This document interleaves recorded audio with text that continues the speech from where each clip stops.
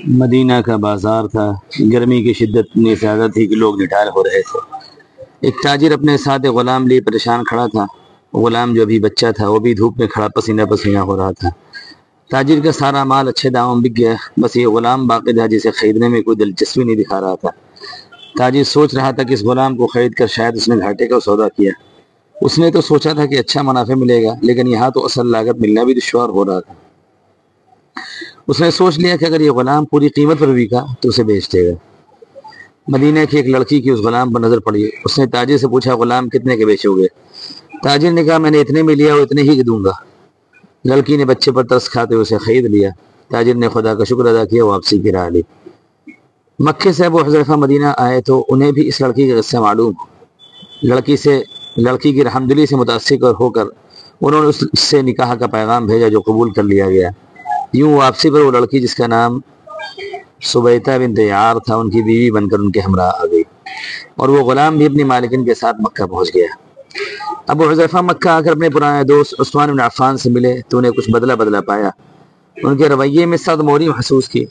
انہوں نے اپنے دوست سے پوچھا کہ یہ سرد مہری کیوں ہے؟ تو عثمان بن عفان رضی اللہ عنہ نے جواب دیا کہ میں نے اسلام قبول کر لیا اور تم ابھی تک مسلمان نہیں ہوئے، تو ہماری دوستی کیسے چل سکتی ہے؟ ابو حذیفہ رضی اللہ عنہ نے کہا، تو پھر مجھے بھی محمد صلی اللہ علیہ وسلم کے پاس لے چلیں اور اس اسلام میں داخل کر لیں جسے تم قبول کر چکے ہو۔ چنانچہ ہے تو عثمان رضی اللہ عنہ نے انہیں نبی کریم صلی اللہ علیہ وسلم کی خدمت میں پیش کیا اور وہ کلمہ پڑھ کر دائرہ اسلام میں داخل ہو گئے۔ گھر آ کر انہوں نے بیوی اور غلام کو مسلمان ہونے کے بتایا تو انہوں نے بھی کلمہ پڑھ لیا۔ حضرت حذیفہ رضی اللہ عنہ نے غلام سے کہا، چونکہ تم مسلمان ہو گئے ہو اس لیے اب میں تمہیں غلام نہیں رکھ سکتا، لہٰذا میری طرف سے آزاد ہو۔ غلام نے کہا، میرے آقا، میرا اس دنیا میں آپ کے دونوں کے سوا کوئی نہیں، میں کہاں جاؤں گا؟ تو ابو حذیفہ رضی اللہ عنہ نے اس غلام کو اپنا بیٹا بنا لیا، اپنے پاس ہی رکھ لیا۔ غلام نے قرآن پاک سیکھنا شروع کیا اور کچھ دنوں میں بہت قرآن یاد کر لیا، اور جب وہ قرآن پڑھتے تو بہت خوبصورت لہجے میں۔ ہجرت کے وقت نبی کریم صلی اللہ علیہ وسلم سے پہلے جن صحابہ نے مدینہ ہجرت کی ان میں حضرت عمر رضی اللہ عنہ کے ساتھ حضرت ابو حذیفہ رضی اللہ عنہ اور ان کا یہ لے پالک بیٹا بھی تھا۔ مدینہ پہنچ کر جب نماز کے لیے امام مقرر کرنے کے وقت آیا تو اس غلام کی خوبصورت تلاوت اور سب سے زیادہ قرآن حفظ ہونے کی وجہ سے انہیں امام چن لیا گیا۔ ان کی امامت حضرت عمر رضی اللہ عنہ جیسے جلیل القدر صحابی نماز پڑھی۔